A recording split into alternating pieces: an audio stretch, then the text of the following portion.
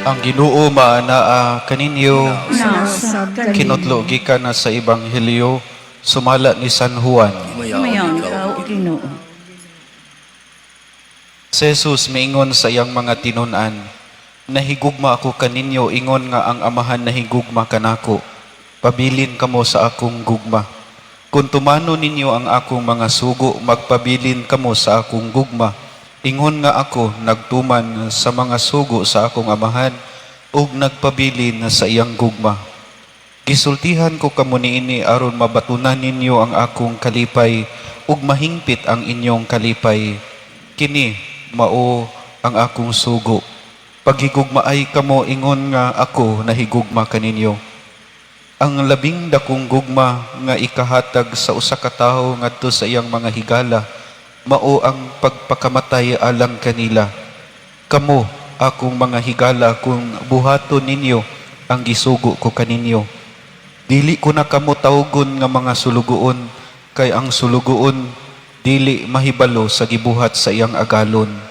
Hinunua tawgon ko kamo nga akong mga higala. Kay gisultihan kuman kamo sa tanan nga akong nadungog sa amahan. Dili kamo maoy nagpili kanako. Ako ang nagpili kaninyo. Ug gipili ko kamo aron manlakaw ug mamungag daghan. Mga bunga nga mulungtad.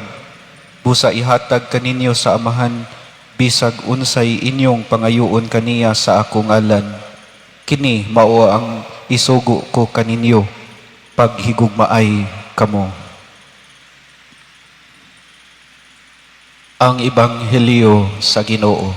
Daig ikaw, Kristo. Kamo ang akong mga higala. Tawgon ko kamo nga akong mga higala. Si Jesus gusto ko ihagi ning kabubuton. Ihagi nga una nga siya una nga mihimo og lakang. Unang lakang nga makighigala kanato. Matud pa diri sa Ebanghelyo, ako ang nagpili kaninyo, dili kamo mo'y nagpili kanako.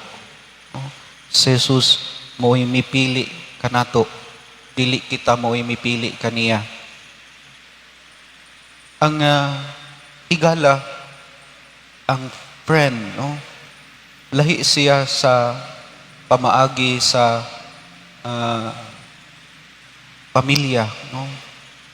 Ang pamilya is given, no? Naana, no?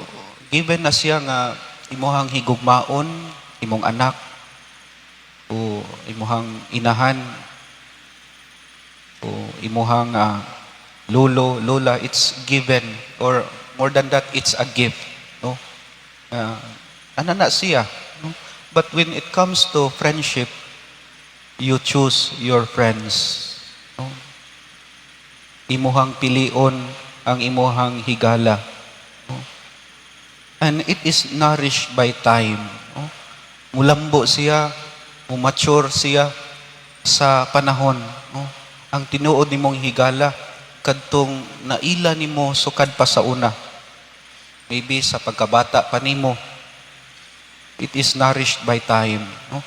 Lahi po ng higala nimo sa Facebook o sa Instagram o sa sana nga social media. No? Kay nag-click nimo, no? Add as friend, no? I-click dayon na to confirm as your friend. But real relationship as a friend, it's not like that. It is nourished by time and maintained by memories. Lambo siya diha sa mga kasinatian, sa inyohang panagkuyog, panag-istorya, sa inyohang mga laag, nourished by time and maintained by memories. Ang nakaanindot po sa higala, sa inyohang friendship, you do not call her by title or by his title. Ang akong mga barkada sa high school, sa elementary, magtawag yapon sa akong angga. Ang akong mga higala sa seminaryo o mga classmates sa seminaryo magtawag sa akong angga because of that long time friendship. No? Dili mo tawag og father or padre, no? O bisan gani sa inyo ha, no? Ang imuhang higala nga engineer or doktor, no? Uh, mutawag yun sa first name, no? Sa inyohang angga. Or maybe katong pangalan nga gibuli ka kaniadto, no?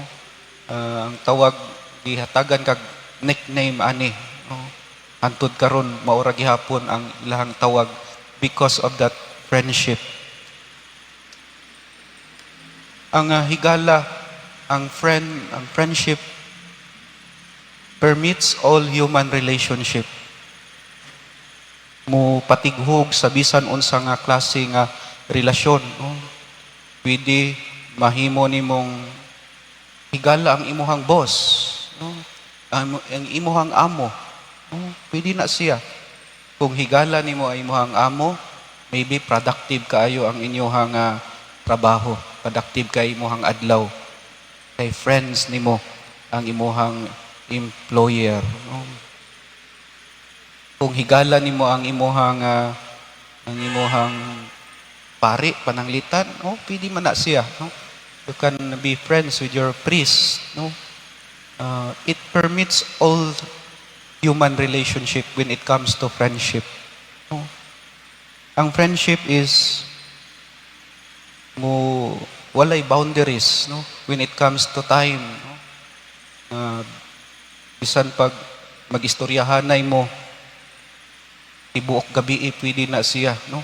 Unlimited time, no?